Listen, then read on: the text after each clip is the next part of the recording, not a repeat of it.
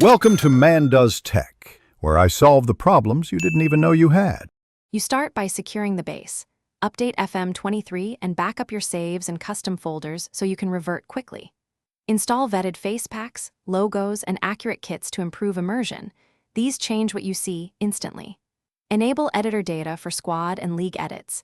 This lets you modify real rosters. Once done, make a clean backup of that edited file. You will use it as the foundation for tactical and personnel realism changes that follow.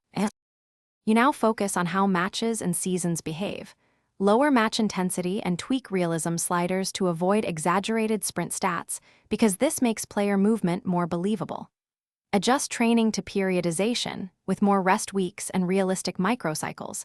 This reduces injury spam. Limit rotation. Use realistic squad sizes and substitutions so match results reflect depth. Once configured, alter AI scouting and transfer behaviors and correct wage/transfer inflation to keep the economy sensible over time. You finish by stress testing. Simulate 5-10 matches and watch for unrealistic scorelines, injuries, or transfer markets. Note patterns and change only one slider or setting at a time to isolate effects. Refine player roles and team instructions to match real-life tactics because accurate roles produce believable touch and chance creation. If things go wrong, revert to your backup copy, then reapply changes incrementally. This prevents compound.